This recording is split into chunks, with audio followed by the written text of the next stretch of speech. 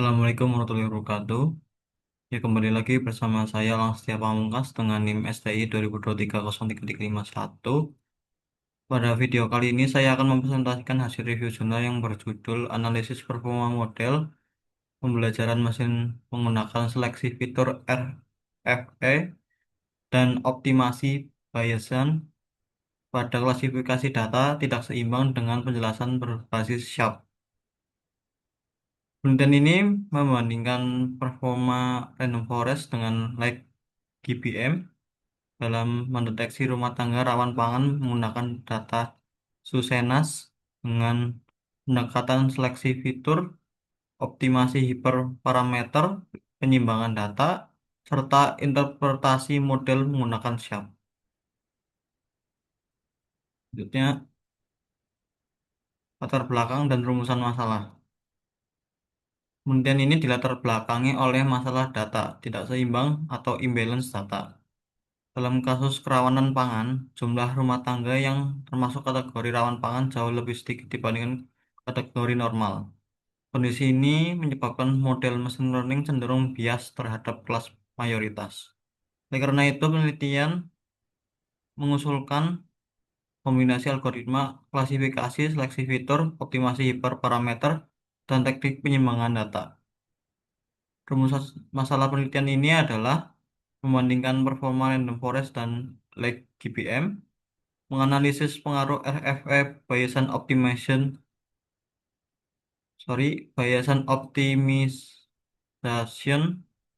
serta metode SUS, ROS, dan SMOTEC. Yang ketiga, mengidentifikasi faktor-faktor penting yang memengaruhi kerawan pangan menggunakan SHAP. Oke, selanjutnya, data subjek dan batasan. Data yang digunakan berasal dari Susenas tahun 2022 hingga 2023, dengan total 14.292 rumah tangga di Provinsi Papua. Penelitian menggunakan 22 variabel prediktor yang mencakup aspek sosial dan mencakup ekonomi, kesehatan, dan kondisi tempat tinggal. Adapun batasan peneliti ini adalah hanya menggunakan dua algoritma, yaitu random forest dan lake GPM, serta tiga metode penyimbangan data yaitu RUS, ROS, dan SMOTEC. Oke, selanjutnya metode penelitian. Penelitian dilakukan melalui beberapa tahapan. Pertama adalah processing dan pembagian data. Kemudian dilakukan penyimbangan data, dilanjutkan dengan seleksi fitur menggunakan RFE, lalu optimasi hiperparameter menggunakan Bayesian optimization. Tahap terakhir adalah pelatihan dan evaluasi model menggunakan berbagai metrik performa. Proses ini dirancang agar eksperimen berjalan konsisten dan menghasilkan evaluasi yang lebih objektif. Oke, selanjutnya strategi pangan ketidakseimbangan.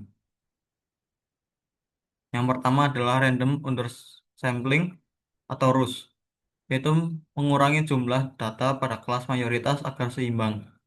Metode ini dapat meningkatkan sensitivitas, namun beresiko menghilangkan informasi penting. Yang kedua adalah random oversampling atau ROS, yaitu menambah data minoritas melalui proses duplikasi. Metode ini sederhana tetapi berpotensi menyebabkan overfitting. Yang ketiga adalah SMOTEC, yaitu teknik sintesis data yang mampu menangani fitur numerik maupun kategorikal sehingga variasi data tetap terjaga. Oke, selanjutnya seleksi fitur dan optimasi hiperparameter. Untuk meningkatkan performa model, peneliti menggunakan Recursive Feature Elimination atau RFE. Metode ini bekerja dengan menghapus fitur yang kurang penting secara bertahap, sehingga model menjadi lebih sederhana dan efisien. Selain itu, digunakan Bayesian Optimization untuk mencari kombinasi hiperparameter terbaik, seperti learning rate, jumlah estimator, dan kedalaman pohon keputusan. Kombinasi RFE dan Bayesian Optimization membantu menghasilkan model yang lebih optimal dan memiliki kemampuan generalisasi yang baik. Oke, selanjutnya hasil dan performa model. Hasil penelitian menunjukkan bahwa lag GPM memberikan akurasi dan stabilitas terbaik, terutama ketika dikombinasikan dengan Smoothtek, RFE, dan Bayesian Optimization. Sementara itu, Random Forest menunjukkan nilai G-min terbaik sebesar 0,756 ketika dipadukan dengan Bayesian Optimization dan Random Undersampling. Secara umum, lag GPM unggul dalam akurasi, sedangkan Random Forest lebih baik dalam menjaga keseimbangan performa antar kelas. Selanjutnya, evaluasi metrik dan interpretasi. Penelitian ini menggunakan model metrik evaluasi yaitu akurasi, sensitivity, atau recall, specificity, dan G-min sebagai metrik utama.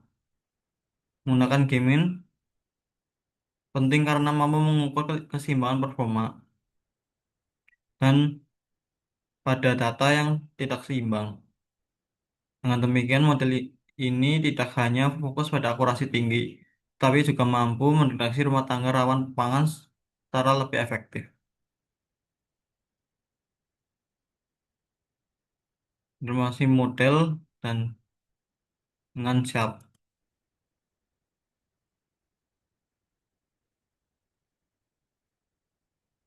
Untuk memahami faktor yang paling mempengaruhi prediksi penelitian menggunakan metode SHAP. Hasilnya menunjukkan beberapa faktor yang berkaitan dengan risiko kerawanan pangan, yaitu status penerimaan bantuan PKH, nanti rumah tangga berbahan kayu, penerangan non-listrik, penggunaan air hujan sebagai sumber air minum. Temuan ini dapat digunakan sebagai dasar dalam menentukan prioritas program bantuan sosial maupun pembangunan infrastruktur. Selanjutnya, kesimpulan dan rekomendasi. Sebagai kesimpulan, performa model dipengaruhi oleh kombinasi algoritma, metode penyimpanan data, seleksi fitur, dan optimasi berparameter. Like, like GPM unggul dalam akurasi, sedangkan Random Forest unggul pada nilai G-min. Kombinasi terbaik yang ditemukan dalam penelitian ini adalah Random Forest dengan Bayesian Optimization dan Random Undersampling. Mungkin untuk rekomendasi kebijakannya, saya nggak bisa membacakan karena ya mungkin belum waktunya saya untuk merekomendasi penelitian ini karena saya masih mahasiswa jadi tidak bisa menyarankan untuk penelitian selanjutnya. Dan mungkin itu saja presentasi dari saya. Mohon maaf apabila ada salah kata. Terima kasih. Wassalamualaikum warahmatullahi wabarakatuh.